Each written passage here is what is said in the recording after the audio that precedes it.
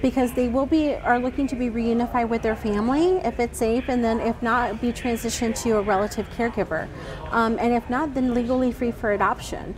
And so again, there's an expectation, but there's also expectations to be able to be understanding that the children have family, you know, and so they have family, and so to be mindful of that as well. And there are emergency placements. There are placements where a child is, again, you know, taken from their environment at 2 a.m. and they need a place to go. So if someone is, they've become a foster parent, they've gone through the training, they could get a call at 2:30 from their organization in the morning. at 2:30 in the morning and say, we have a 2-year-old. And you never know what type of situation that child is coming in. It could be from significant neglect. It could be physical abuse. I mean, there's different forms of maltreatment. So the parents have to be able to be open and willing, especially with the age as well. You know, I know that there's people who have asked, well, what type of age are you looking for? Well, it's all the way from infants all the way until the age of 17. Yeah. You know, and understanding that, you know, teenagers need foster parents.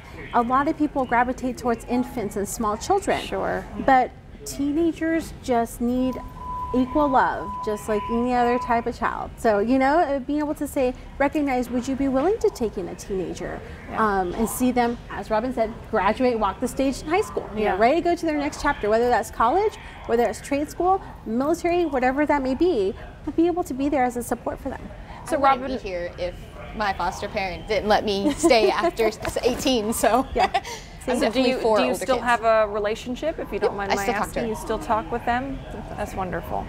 What would you tell someone who is thinking about becoming a foster parent if they were to say, I've never had a child in my life who's gone through trauma. I don't know how to handle that. But I want to give back. I want to be a part of this, but I don't know what to do. What would you say? We're expert at trauma, so we can teach you a little bit. I like to think of it as a journey. So you're going on it together. So it's okay if you don't know something. It's okay if you've never had any traumatic event happen. I'm glad that, you know, people have that. It's okay. You don't have to, you know, go through hardships to be able to care for somebody or empathize with them. That's okay. We'll show you everything you need to know. And I think that there is such a desire for people to help. They just don't know where to start. Sure. So I'm hoping that we're helping getting that ball rolling here today. And I want to remind people of that number. You see it right there on your screen. We have folks in our studios right now who are answering phone calls. Any question you have, if it's one that we've touched on here or we haven't, call them. There are experts in the studio right now waiting to answer your questions. That number to call is 210-351-1363. Those call takers will be here till 7 o'clock tonight. And again, it's any question at all about foster care. I want to go back to another viewer question we had. What are the requirements for becoming a foster parent? That is always the number one question that we get, and I'm sure you do. We do, and so obviously be able to attend minimum training of 35 hours based upon the organization. You're going to do home visits with you know, a specialist who goes in your home, pass background checks, FBI, state and local. In addition to that, being able to adhere to all the training and compliance. But in addition to that, understanding and recognizing to be patient, understanding that you know, the age, being 23 years of age and older, there are probably some relative caregivers who are probably in their late 20s to say, you know what, I need to probably foster, you know, one of my relative caregivers. And so that's also a growing population as well, is relative caregivers who are now taking care of, you know, let's say grandparents raising grandchildren. And so, you know, when you look at that, there's no age maximum, as we said before, the income.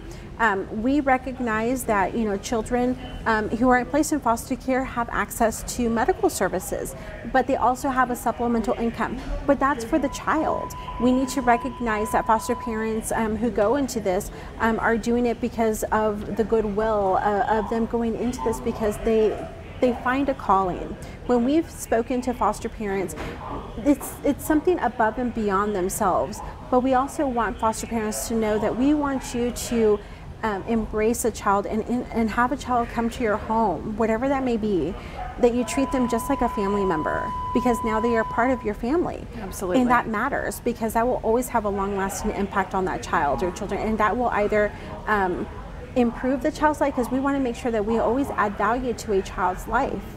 And so, you know, we want to make sure that people can sustain themselves as they are right now, and the supplemental income goes to the needs of the child. Extracurricular activities, because those enhance everybody, whether it's sports definitely. or dancing or what have you.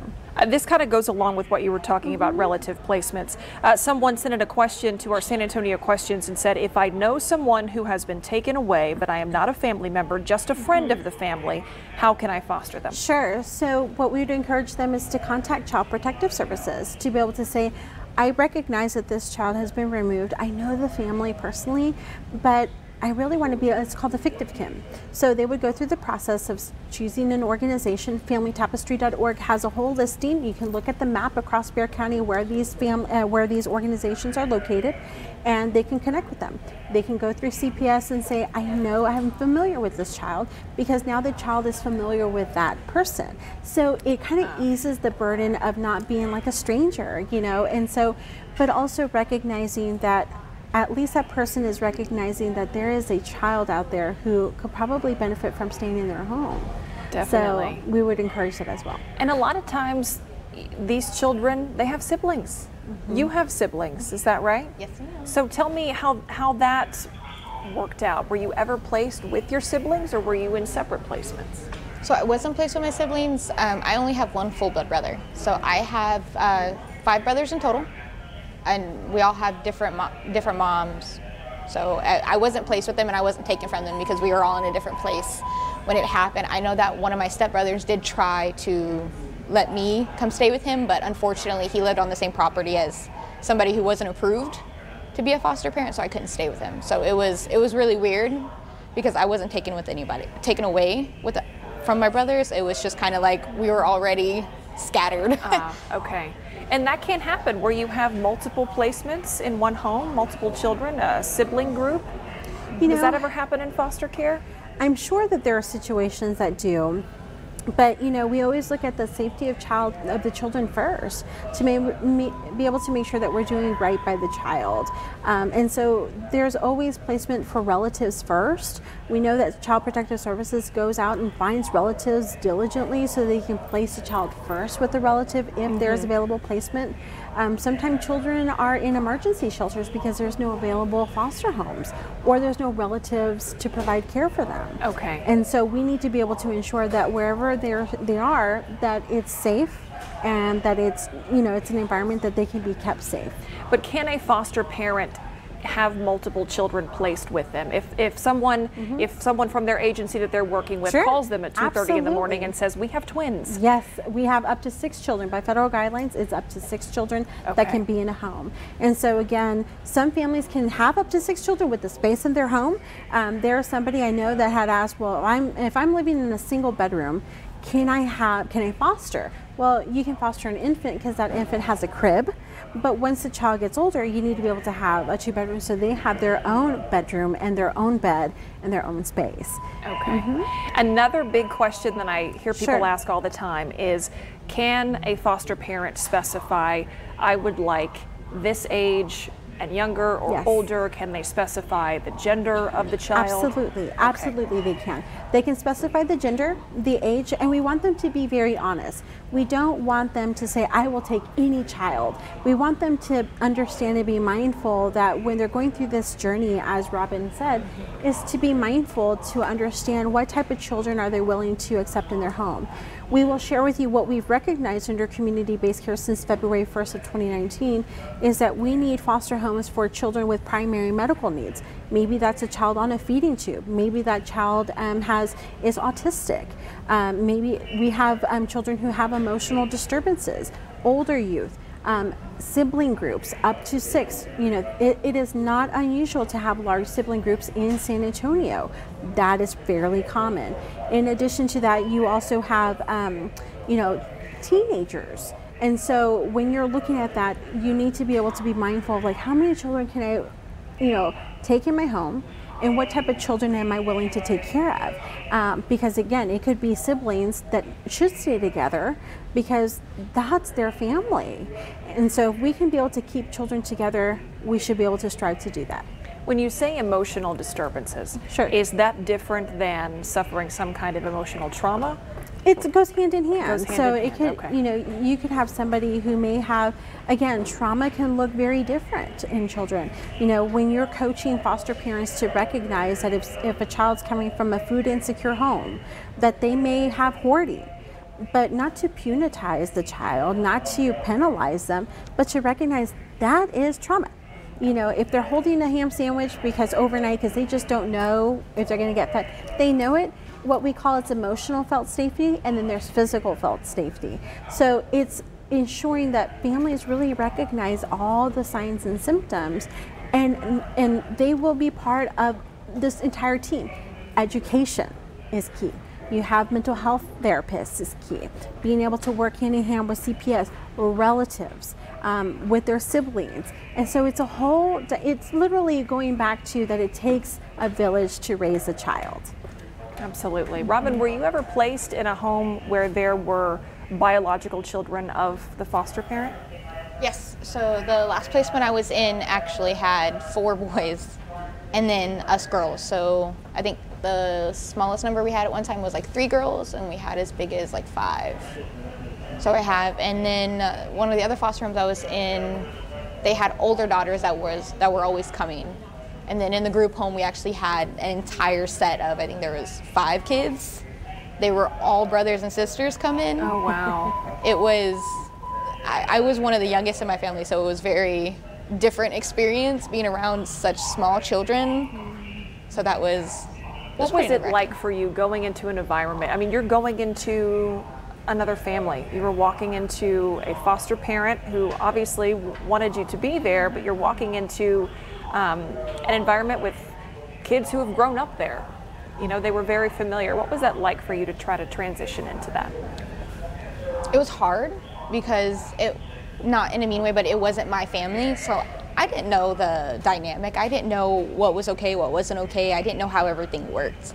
And then I also had the other foster girls who were like, they're from different backgrounds, they're from different places, and just trying to figure out how to make it all work and like flow together was really just challenging, and it was really nerve-wracking and stressful sometimes because I'm just like, I'm so used to things my way and the way that I grew up with, and then it was being thrown in the situation where I have no say anymore. It's all about what they tell me to do. So it was just like, okay, especially at 17, you know, by then you're kind of making your own decisions and stuff like that, and then having that taken away from you was really hard because it was kind of what they said, and then it was they would be allowed to do things and then we couldn't because of the guidelines placed on us or the limitations placed on us. So it was just like there was unique challenges in that regard to being placed in a home where they had biological children, and then as opposed to being placed in one that didn't have biological children. Is there any advice you would give to a foster parent if they want to bring in a foster child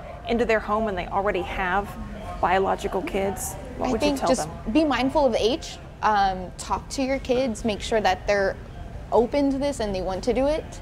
Being able to have an ally in the house, especially someone your own age, can be so beneficial when you're in foster care, because then you're like, hey, because somebody my age, I can relate to them and I can kind of be on the same page. And I think just kind of making sure everybody's on the same page and just really understanding that there's going to be things that as foster kids we want to do that we can't do or that we're not allowed to do, and just making sure that, you know, if your kid does it, that's okay. Like that's okay, but just being mindful how that may or may not affect.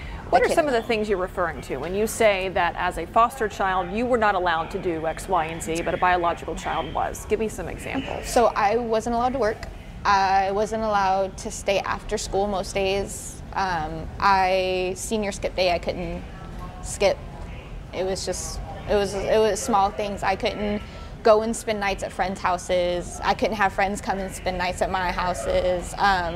And these are all requirements of the state, is that correct? No. This is, every house is different. Every foster parent has not because rules. you were a foster child, this was just because the foster parents' staying rules? over at friend's house, my caseworker was very adamant about knowing where I was going. Okay. So that there were some that were, specifically for, my case manager was like, that's not okay.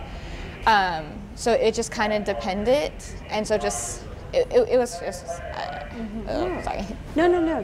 That's her experience, and that's why we're here to talk about how can we improve?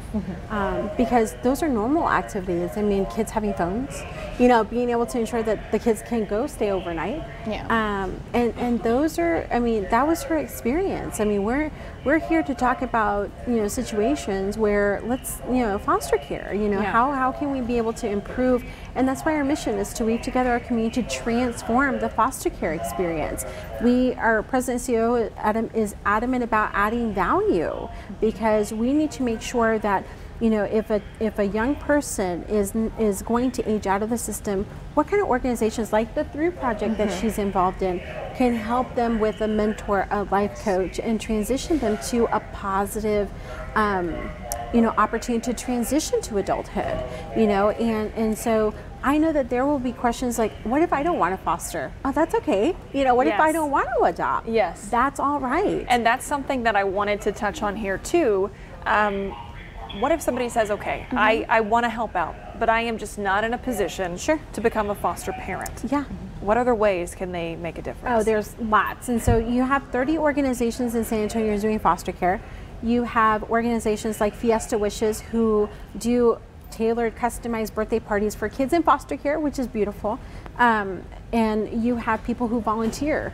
I mean, Through Project mentors, they always have these mentoring sessions that say, hey, do you want to be a mentor for a foster youth? That's amazing, because then, you know, DFPS put out a report related to older foster youth, and a lot of overwhelmingly foster youth said, I want to be able to have somebody who's older than me, because they've already lived their life. They can coach me and serve as my mentor, you know? And I think people may know, well, I only have time. Oh my God, time is valuable. I mean, when somebody has time and says, I want to volunteer with somebody, you can literally change a life. If you say, I don't even have time, but I have money. Okay, great. You know, we need diapers. Or, you know what? A lot of times some people say, you know what? Babies need everything. Perfect, great. But teenagers, they need experiences. They want to go play Monster Mini Golf. They want to go eat a Whataburger. They want to, you know, everything. So so there's always opportunities for people to get involved, donate, volunteer, become mentors. There's something for everyone in this huge tapestry, and it should never be just foster care or just adoption. And there's also something too where, obviously for younger foster kids, people can become, I don't know if I should say licensed or approved, foster babysitters. That's right. You have to be approved for that. Absolutely. So trained, I yes, should say. Jennifer Smith, who's the executive director of the South Texas Alliance for Orphans, she heads up a grassroots collaborative that licenses babysitters. And so sometimes you're like, I don't know if I can foster, you know, for years, but I sure can do a weekend. I sure can, you know, babysit for overnight, you know, and so it gives foster parents a break, and even to the foster kids too. They're like, I need a little bit of a break, you know, and that goes back, it's parenting. You know, there is a national model called CHAMPS. I was like, what is that? You know, and it's called Children Need Amazing Parents. Like that's simple. I mean, children need amazing parents. So, I mean, whether you're a relative, foster parent, adoptive parent, you know, or whoever you may be, you know, there's always an opportunity to do good. Yeah, I actually have relatives who have gone through that process. They have become, approved foster babysitters. And you don't think about that. You don't think about if a foster parent takes in a child, they can't call up their friend and say, hey, come over, I need to run these errands. Can you watch the kids for a while? Doesn't work like complex. that. Yes, it's much more complex. So that's another way that people can help out. And we have the website up here, familytapestry.org. That is where anybody can go to find out more information, and especially, as you mentioned earlier, get that map and those links to all the different agencies, because now that Family Tapestry has taken this over from CPS, the foster care process, you have to go through one of those agencies, yes, correct? Yes, you do. And so there's DePelchin, there is Strawberry Creek.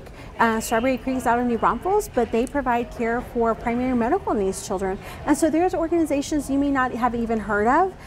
They're small organizations or larger organizations, and you can actually see across Bexar County. Maybe you're in their zip code area and they're like, oh, you know, a couple blocks away, there's an office, I can go stop by or give them a call. Yeah, definitely. Anything that you feel like a foster parent should know is a myth? Is there anything that you feel like is a big misconception of foster parents, or something that you in your experience have just found out it's just not true?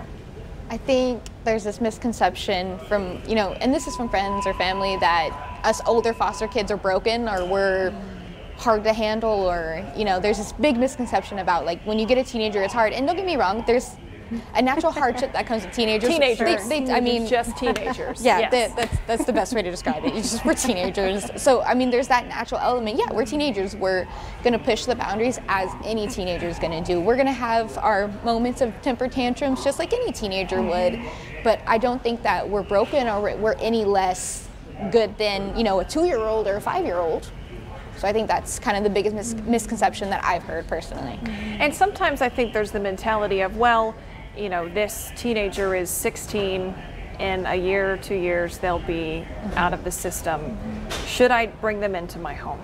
What would you say to somebody who is not sure about the age? Definitely. Like I said, I went in at 17. I had a great foster parent that was like, yes, stay, graduate, get your degree. I mean, I was able to get my diploma because somebody took me in at 17. I was 6 months away when I moved into my last foster home from being an adult. Wow. But she looked past that and she was like, nope, you're good. You stay here. You're home for now. Come on, you're going to stay. And so I think 16 and 17 is such a critical period because we're transitioning to adults. And some of us may not know what we're doing. I didn't know how to do taxes. I didn't know how to find a place to live. I didn't know how to budget. I didn't know this whole group of things that I think normal teenagers learn from their parents. But I was in a position to learn through Project PALS. I was part of organizations that really helped me figure out how to be an adult. And I was able to be a part of them because my foster parent took me in at 17. Yeah, and I mean, we all need some help figuring out how to be adults. So adding that extra care and that extra attention, especially for somebody like you who's been through the foster system, is so incredible. What else do you think is important for people to realize in terms of working with an agency, perhaps? Sure. I mean, that's something a lot of people haven't done before, especially if they're curious about doing this. There are some organizations that are faith-based, there are some that are not faith-based, there are some that are really large that have a national footprint, or there are some that are local, or there are some that are statewide.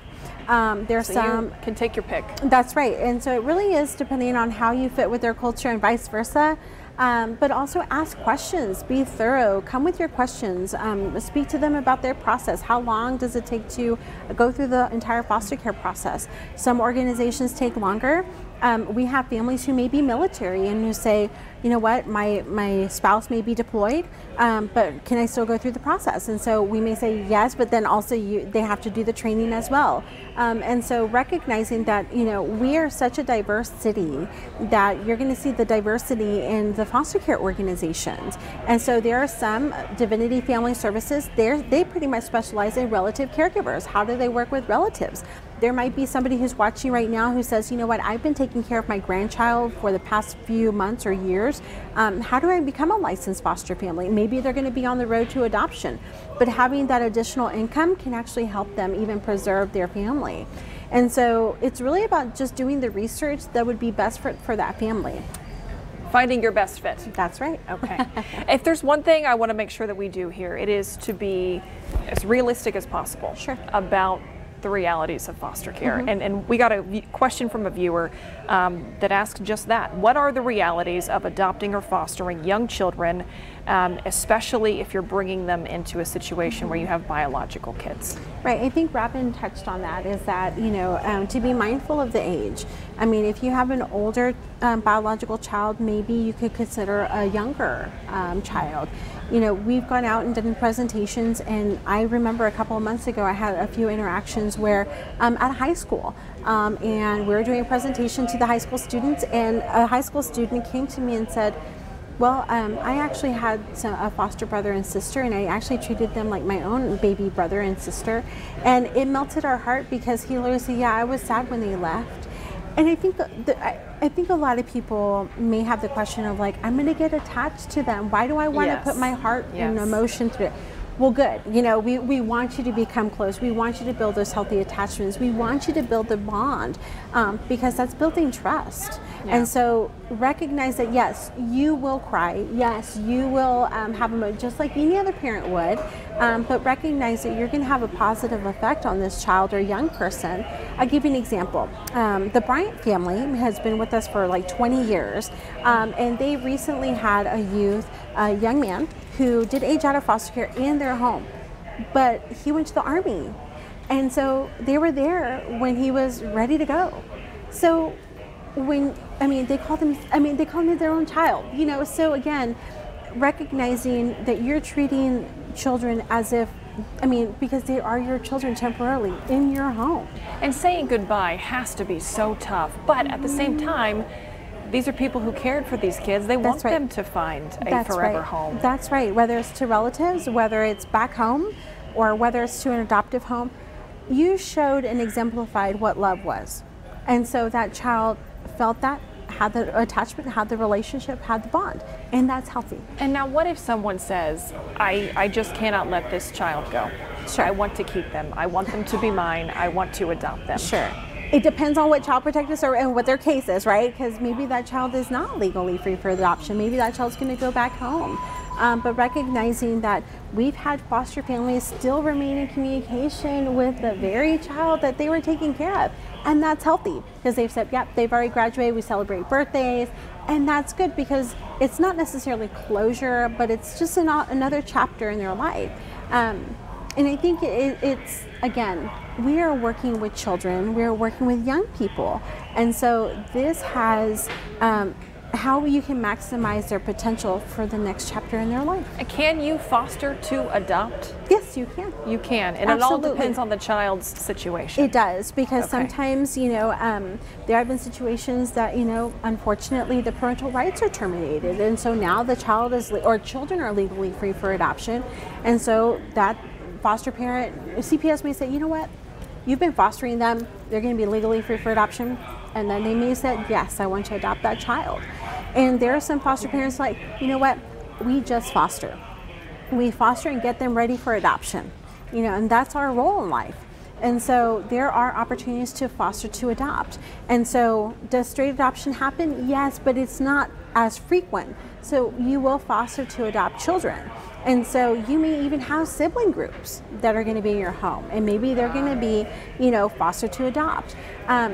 But also recognize how you address the specific needs of children. I think very much so we always kind of look at the foster parents, but it's also about the young people and the children in the home. What are their needs, and how can the foster parents, nurture their needs?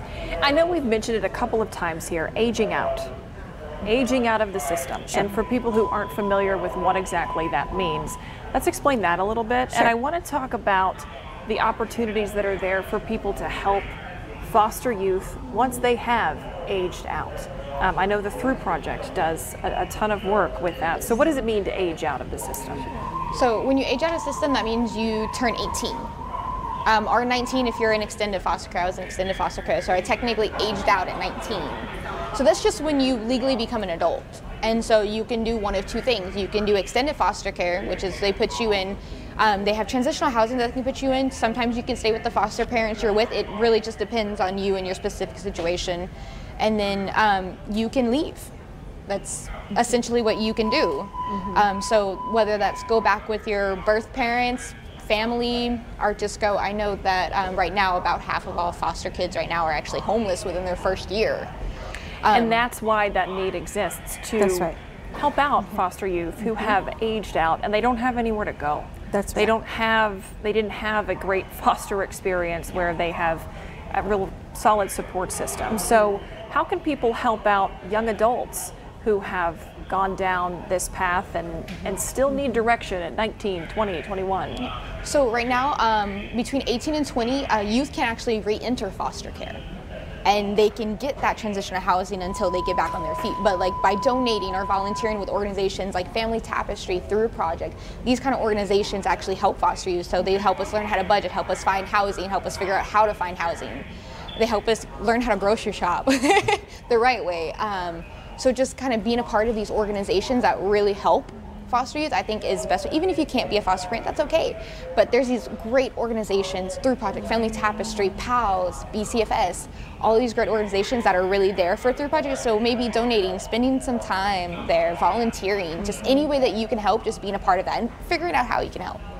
And Family Tapestry can connect people with all of those organizations that exist here in Bexar County and beyond to find out opportunities to help out. If you can't foster, but you want to make a difference somehow. Right. So, for example, the Pearls Court, which was founded by Judge Renee Ayanta, the Honorable Judge Renee Ayanta, they actually have 2 graduates going to UTSA.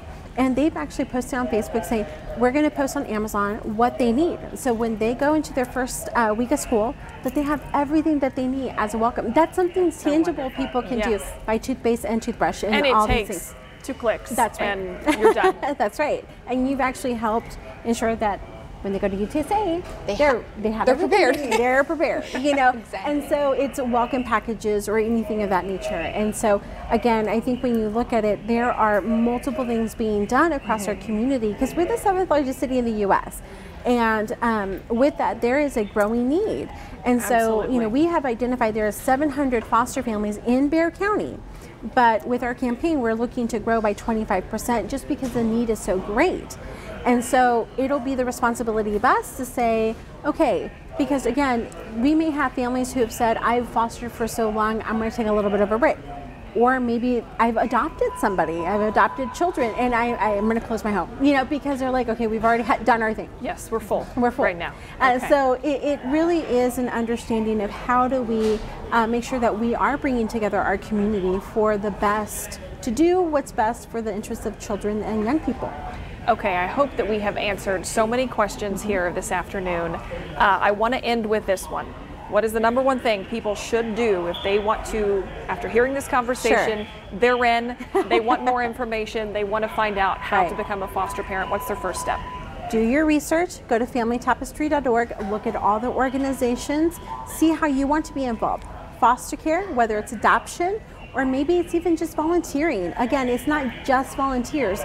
Volunteers have a positive impact on the lives of people.